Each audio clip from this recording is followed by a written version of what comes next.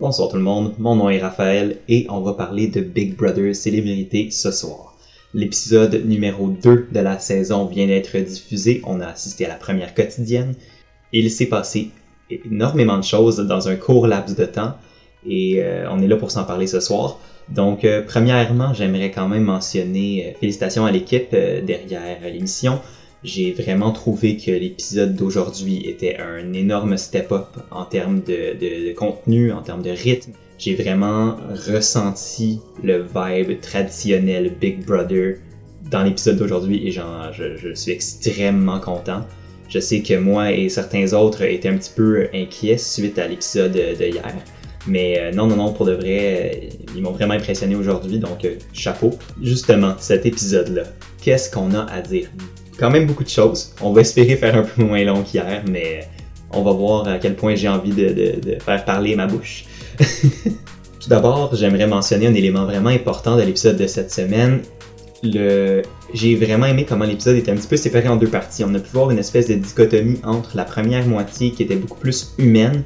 On voyait beaucoup plus des moments de personnages, des moments où on en apprenait plus sur les différents compétiteurs et compétitrices de la saison. Donc j'ai trouvé ça intéressant. Je trouve que c'était un bon moyen de commencer à créer un lien entre l'auditeur et les participants. Ça nous a permis d'en apprendre un petit peu plus sur leur motivation pour participer justement au jeu. Et en deuxième moitié, on avait le côté un petit peu plus stratégique, un petit peu plus jeu. On a commencé à en apprendre sur les diverses directions que le jeu pourrait prendre au cours de la semaine, mais aussi au cours de la saison.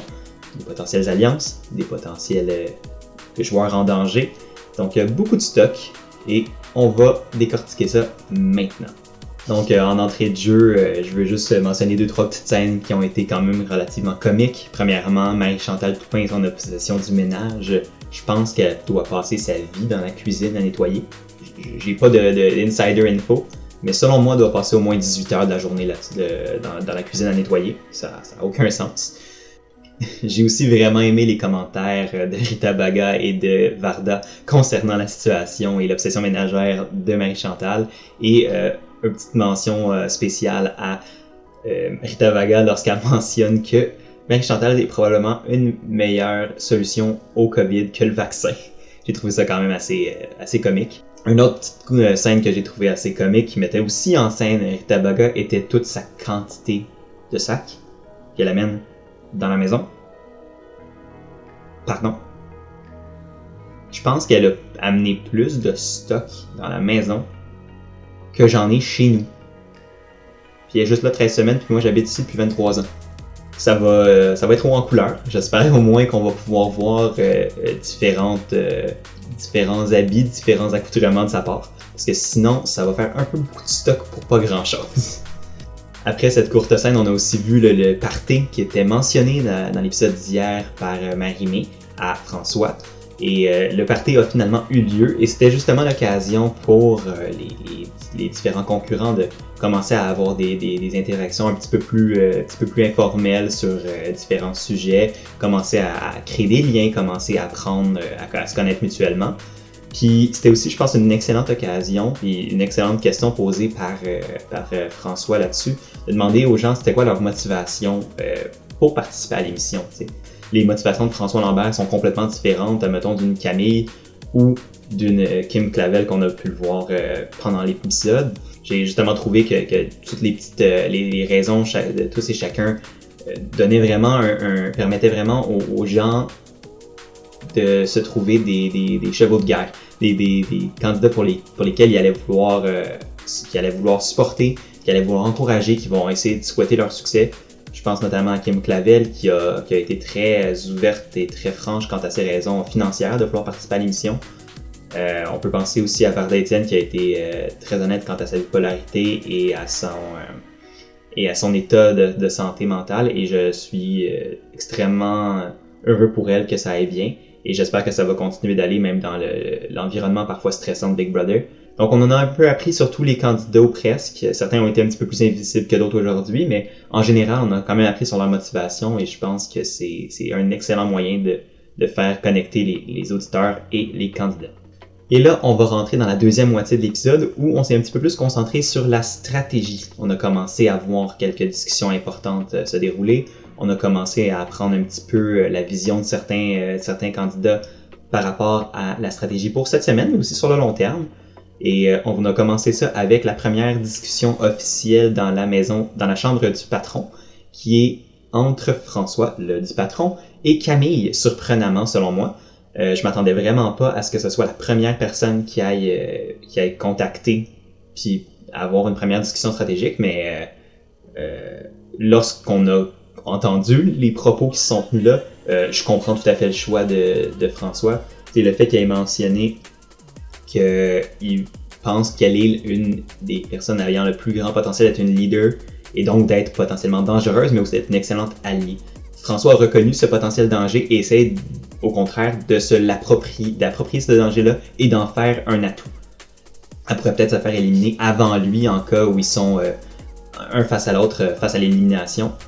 De plus, j'ai aimé aussi le fait que François mentionne, soit honnête sur le fait qu'il n'est pas là pour le cash, même si hier je disais que c'était peut-être une stratégie.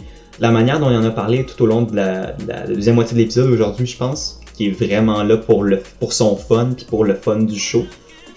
C'est peut-être moins une stratégie que je pensais. Un autre élément intéressant de cette conversation-là qui est ressorti est que François a été capable de tout de suite remarquer l'alliance entre Kim, entre Camille et entre Lisandre. Et en fait, c'est même Camille elle-même qui a révélé le tout officiellement à François. Donc ça, j'ai trouvé ça un peu particulier. Je comprends qu'elle voulait peut-être bâtir de la confiance avec lui, mais il n'y a même pas 24 heures qu'on apprenait que c'était censé être une alliance secrète, puis que c'était ça qui allait être la force de leur alliance. Donc là, en moins de 24 heures, il y a déjà le patron de la maison qui est au courant de cette alliance-là. C'est problématique selon moi. J'essaie de comprendre c'est quoi le raisonnement à long terme de pourquoi exposer cette alliance-là est bénéfique pour elle. Si elle décide de faire rentrer François dans l'alliance, alors là, je pourrais comprendre le but, mais sinon, ça pourrait lui mettre à elle et à ses partenaires d'alliance dans de beaux draps très vite. Un autre élément, c'est peut-être la potentielle présence de Kevin dans l'alliance Condiment. C'est sûr que vu le passé commun qu'ont partagé Lisandre et Kevin pendant un petit bout de temps, ça serait une présomption naturelle. Et est-ce que c'est vrai? Ben, Camille l'a pas nié. Donc, ça laisse à croire que ça se pourrait que Kevin se joigne à l'Alliance Condiment et qu'il devienne la reliche de la gang, mais on n'a pas eu encore de confirmation officielle, mais je serais pas surpris que dès cette semaine, on entende parler de liens plus solides entre Kevin et le reste de l'Alliance Condiment. Ensuite, on a pu assister à une discussion entre François et Varda. Je tiens à mentionner aussi le petit moment cocasse où Varda réalisait que oui, François, en tant que patron de la maison, peut bien espionner tout le monde avec les 8-9 écrans dans sa chambre. J'ai trouvé ça cocasse parce que n'importe qui a écouté Big Brother auparavant sait qu'un des pouvoirs du patron de la maison ou du head of household, comme ils disent en anglais, est de pouvoir observer les agissements des autres dans la maison. Donc, c'est un petit moment loquace que je tenais à soulever. Mais cette conversation, j'ai trouvé qu'elle était extrêmement pertinente pour les deux parties. J'ai trouvé que Varda a bien joué cette conversation-là. Et François aussi, il a été quand même assez cash avec Varda. Il a mentionné qu'il voulait pas qu'elle soit en danger, qu'il voulait que ce soit justement peut-être un partenaire d'affaires dans l'aventure. Et Varda je pense qu'elle a été honnête, elle a été capable de mettre de l'avant des cibles autres qu'elle. Et des cibles qui vont pas nécessairement nuire à son jeu. On peut voir justement le fait qu'elle aussi a été capable de dénicher l'alliance Condiment entre Camille, Lisandre et Kim. Donc ça prouve que leur alliance secrète était vraiment pas secrète.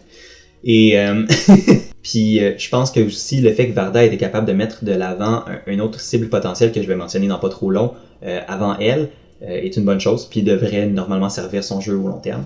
Au long de cette conversation-là, on a aussi vu François mentionner à Varda le fait que l'alliance Condiment pourrait devenir dangereuse, puis j'ai trouvé ça vraiment pointu de sa part d'avoir remarqué le potentiel danger, parce qu'une alliance de 3 personnes, en soi, c'est pas tant dangereux. Ils n'ont pas beaucoup de nombre, donc ils peuvent facilement se faire sortir si quelqu'un qui les aime pas va dans une position de pouvoir. Mais par contre, le danger d'une alliance à 3 est que certaines personnes peuvent s'y greffer, et que là, ça devienne un danger en nombre. Et le fait que François soit capable d'essayer de prévoir ça, mais même Varda au courant de ce potentiel danger-là, montre qu'ils pourraient probablement travailler ensemble au long de l'aventure. Donc, j'ai hâte de voir où cette relation-là va aller. Donc, comme je le mentionnais plus tôt, Varda a mis devant elle une autre cible, et cette cible-là est Claude. Selon elle, et selon des gens dans la maison, Claude n'est pas à sa place. On peut même le voir à la petite sieste qui est en train de se taper pendant que les gens interagissent. Donc, c'est intéressant, parce que je pensais vraiment pas qu'il serait dans les premières cibles, mais selon ce que j'ai entendu dans l'épisode, c'est une difficulté à s'intégrer avec le groupe. Et il se demande s'il a vraiment envie d'être là. Donc, ça pourrait donc le mettre en danger cette semaine, et je serais pas surpris que ce soit une dénomination de François. Finalement, cette conversation-là s'est terminée sur les potentielles cibles de François, quand il les a mentionnés à Varda, en mentionnant que Maxime, Claude et Rita Baga seraient probablement les 3 joueurs qu'il considère mettre en danger cette semaine. Et ce qui a vraiment bouleversé Varda, notamment à cause de la potentielle nomination de Rita.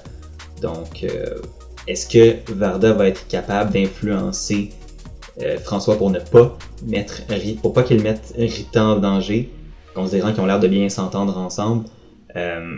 C'est possible. Ça se pourrait que cette relation-là permette de sauver Rita cette semaine, mais on va savoir ça demain. Un autre petit point rapide que je voudrais mentionner, c'est Jean-Thomas Jobin. Il y a un petit segment de l'émission qui tournait autour de lui et ses pensées. J'ai vraiment aimé le fait qu'il mentionne que c'était un gros fan de Big Brother, Survivor, tout ça. Ça fait quelqu'un pour les super fans de ces séries-là comme moi, ces shows-là comme moi, d'avoir un candidat pour lequel on a envie lequel on peut s'associer, en tant que super fan de ces émissions-là. Il vit un petit peu le rêve que j'aimerais ça vivre, d'être dans une maison de Big Brother, se réveiller le matin, oh my god, je suis vraiment là. Donc ça, j'ai trouvé ça cool qu'il montre ça. Puis j'ai vraiment aimé de sa part, d'un niveau stratégique, qu'il soit au courant que le fait qu'il soit un fan pourrait être un truc qui pourrait le mettre en danger rapidement. Puis on a compris que c'était pour ça qu'il a justement pas voulu se mettre dans une situation où il pouvait gagner le pouvoir hier lors de l'émission, en ne participant pas à la première épreuve. Donc il est au courant de la notion de threat level, puis comment la gérer tout au cours de la saison.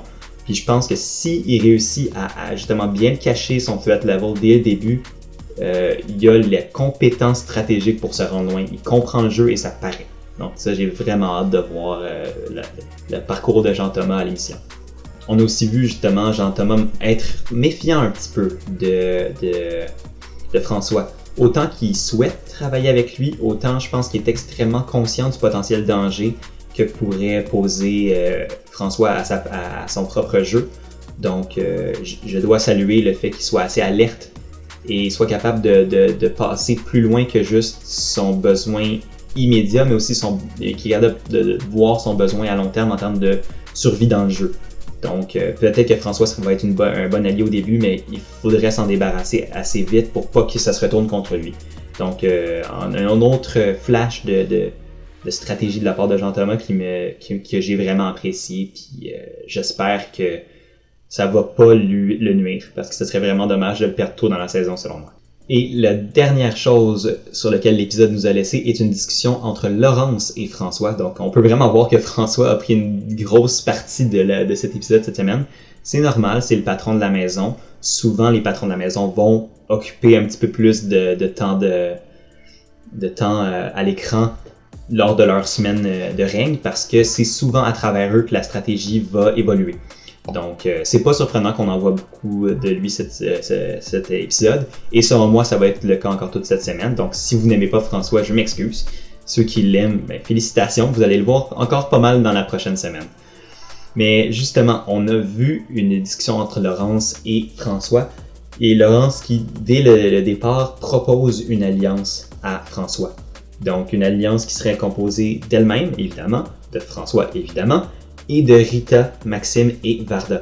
Ce qui est intéressant de regarder dans cette alliance-là, c'est qu'elle contient 2 des personnes que François considérait potentiellement mettre en danger lorsqu'il parlait avec Varda plus tôt dans l'épisode, donc Maxime et Rita. Selon moi, ça pourrait soit sauver Maxime et Rita cette semaine, ou soit consolider le fait qu'un des deux pourrait se retrouver en danger cette semaine si François décide de plus se rallier avec l'alliance Condiment, avec Jean-Thomas et ce côté-là de la maison.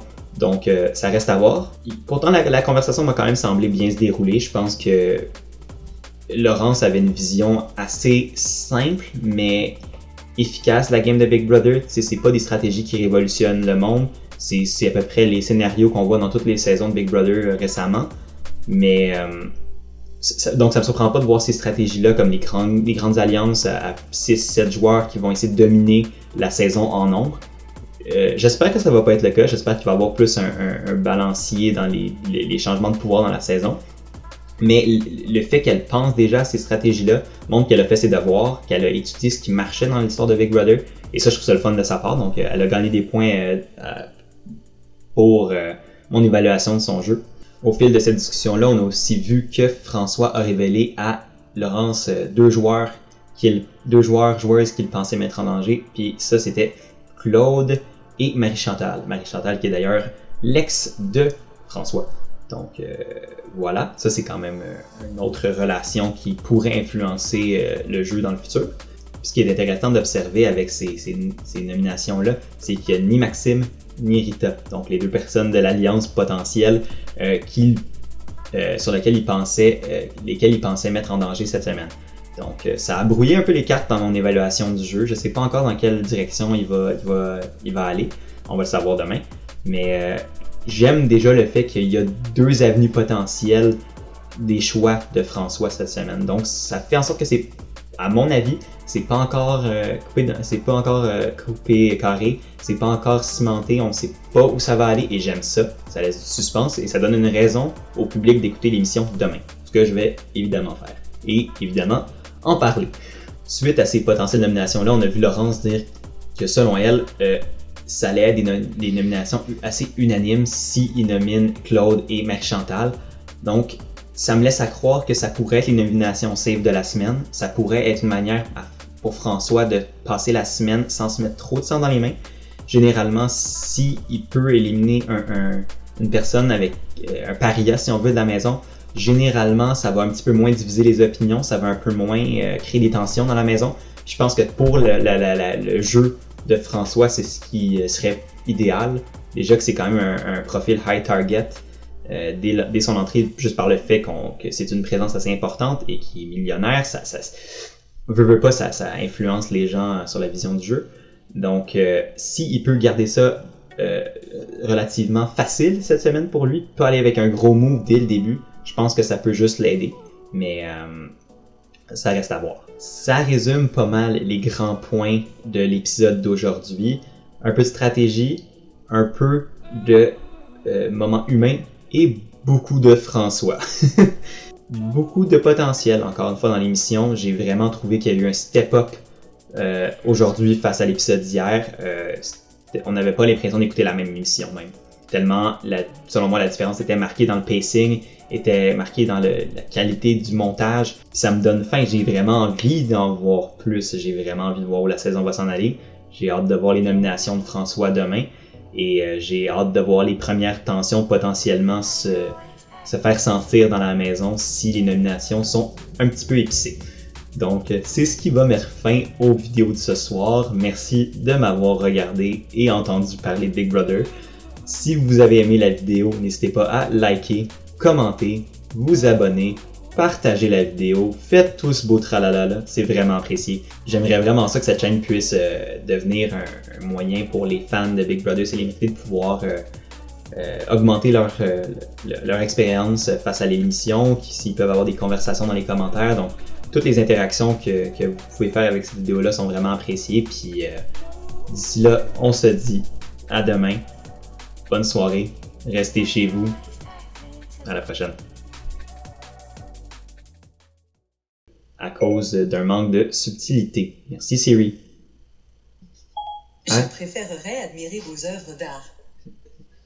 Siri, peux-tu te fermer? Je m'en charge. Très bien. Siri, ferme-toi. Ok. Merci.